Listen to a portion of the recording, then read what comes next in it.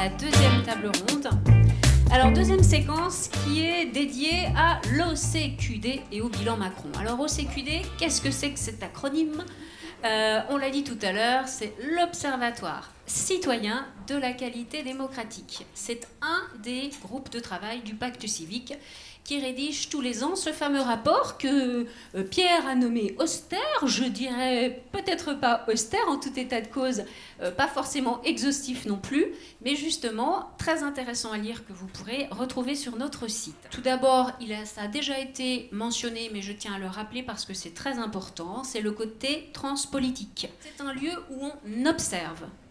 On observe les faits, les gestes de ce qui fait le vivre ensemble, et que cela émane autant de la société civile que des pouvoirs publics et du monde politique. Donc on observe. Deuxièmement, c'est le côté citoyen. Ce ne sont pas des experts, des institutions et autres qui viennent observer, mais bel et bien les citoyens, tout un chacun.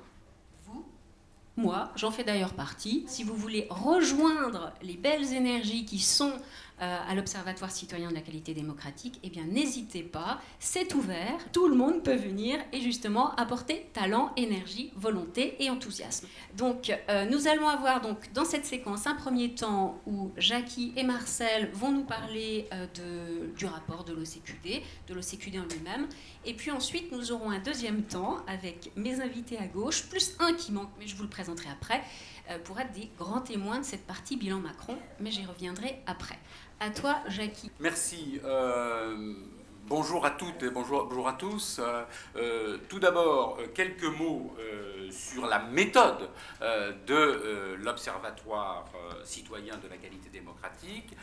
Sa mission, tout d'abord, ça a été dit, je n'insiste pas, est de porter une appréciation sur la contribution des politiques publiques à l'émergence d'une société plus juste, d'une société plus démocratique, plus fraternelle.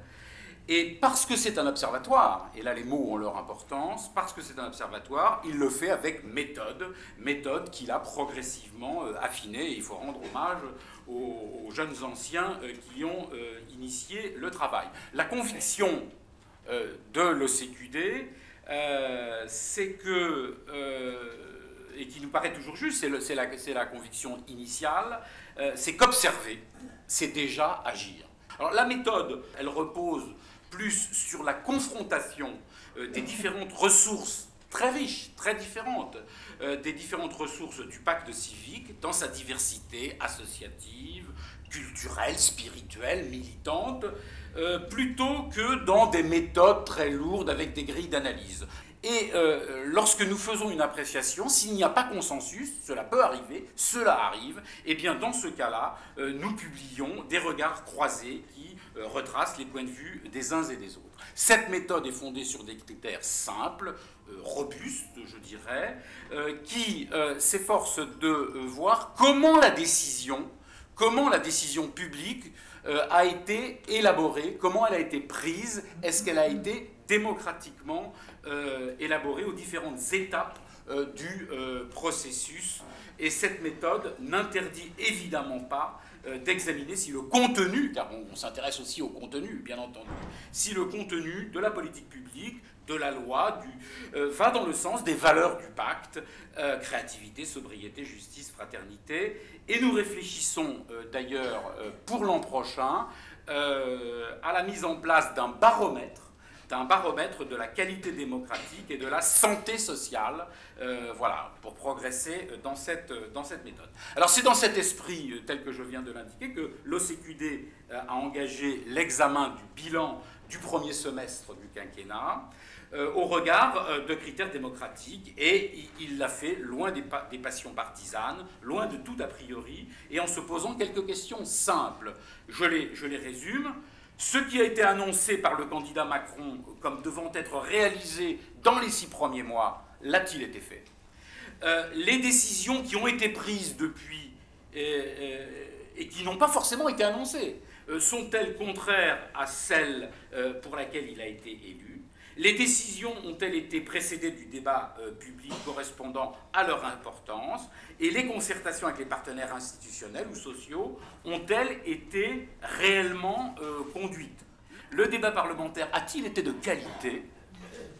pas eu trop de 49.3 jusqu'à présent, me semble-t-il, mais ce n'est pas le seul critère de la qualité du débat parlementaire, naturellement. Et la pédagogie du projet de réforme a-t-elle été suffisante à l'intention des parties prenantes concernées? À ces critères, à ces objectifs, utilisés à titre principal, nous ajoutons des examens de cohérence et de sens qui s'en tient aux points les plus importants au regard du respect des droits et des principes fondamentaux qui régissent toute société, toute vie en société. Et donc un dispositif très simple de notation a été mis en place par le CQD avec un système de couleurs très classique, rouge, orange, vert, pour qualifier les actes principaux de ce premier semestre.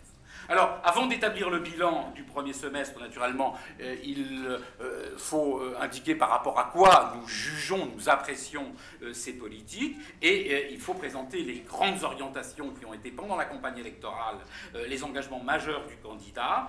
4 orientations ont été clairement affichées. Rendre la confiance aux Français.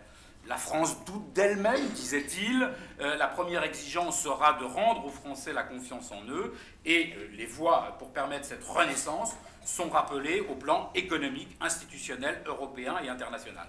Deuxième orientation, faire jouer à la France un rôle qu'elle doit avoir dans le monde pour apporter chaque fois que nécessaire une réponse aux grandes crises internationales, la crise migratoire, la crise climatique, les dérives autoritaires qu'il y a dans le monde, elles sont nombreuses, les excès du capitalisme mondial, oui, le candidat a dit cela, on l'a peut-être oublié, et bien entendu la lutte contre le terrorisme. Troisième orientation, s'appuyer sur l'Europe, qui nous est indispensable, et proposant en accord avec l'Allemagne des réformes audacieuses pour redonner force et cohérence à l'Europe. Et enfin, dernière orientation de méthode, c'est le candidat qui le dit, s'appuyer sur un calendrier et une méthode caractérisée par la rapidité et par le souci d'efficacité. Imprimer un rythme rapide en s'appuyant sur une large majorité souhaitée et donc réunie, on l'observe. Mais aussi, c'est plus difficile à dire, à qualifier une méthode fondée sur, en accordant une place à l'autorité et à la centralisation. C'est une appréciation qui n'engage que nous, mais je crois une centralisation du pouvoir. Cela se traduit dès l'entrée en fonction du nouveau chef de l'État par une place limitée donnée aux organismes syndicaux et par l'expression d'une fibre assez peu girondine du président, qui n'a jamais été élu local d'ailleurs, nous l'observons, quitte à pratiquer au besoin un certain pragmatisme que l'on a vu à l'œuvre récemment avec les syndicats ou avec les élus locaux, à l'Assemblée des maires par exemple. Cette méthode de gouvernance peut poser malgré tout question, nous y reviendrons peut-être dans le cadre du débat, j'en suis sûr. Alors les mesures que l'OCQD a choisi d'analyser pour jauger le bilan du premier semestre, il n'est pas possible d'être exhaustif. Nous avons fait le choix à l'OCQD de retenir 8 politiques publiques. Naturellement, je ne vais pas vous les infliger. Avec Marcel, nous allons en présenter oralement 4. Mais le débat qui va suivre permettra d'apporter, j'en suis sûr, les compléments ou des points de vue différents. Et nous souhaitons qu'il y ait l'expression de différences. Le rapport de l'Observatoire qui sortira en mars sera bien entendu enrichi par le débat qu'il va avoir lieu dans quelques minutes. Voilà, donc je prends le relais. Je suis chargé d'abord de vous présenter notre appréciation sur les ordonnances réformant le Code du travail. D'abord, peut-être quelques mots sur le contexte quand même politique de ces ordonnances.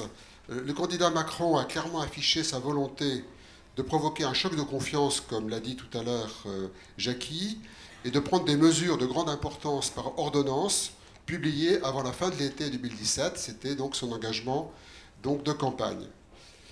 Et donc, les objectifs annoncés étaient triples concernant ces ordonnances.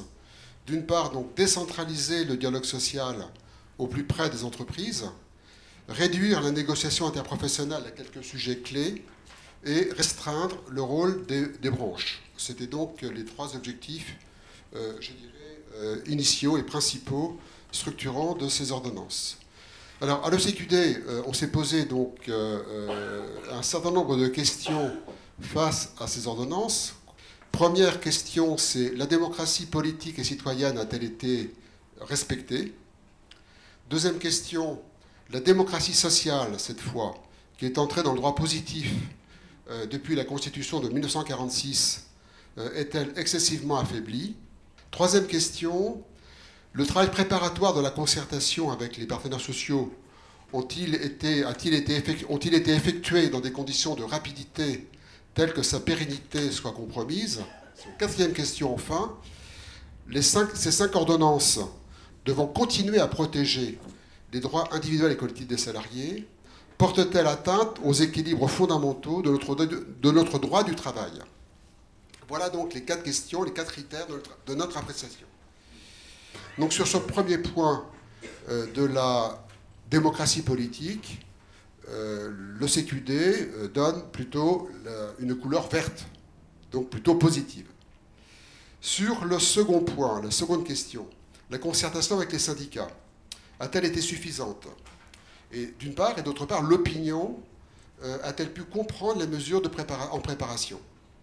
Donc globalement, sur la démocratie sociale, nous attribuons la note plutôt orange. J'en viens au 4e point, puisque je passe sur le 3e point, on y reviendra dans le débat si c'est nécessaire, sur la rapidité, le processus éclair qui a été celui des ordonnances, sur le 4e critère, le 4e jugement, sur est-ce que les ordonnances ont déséquilibré excessivement le droit du travail au profit des entreprises.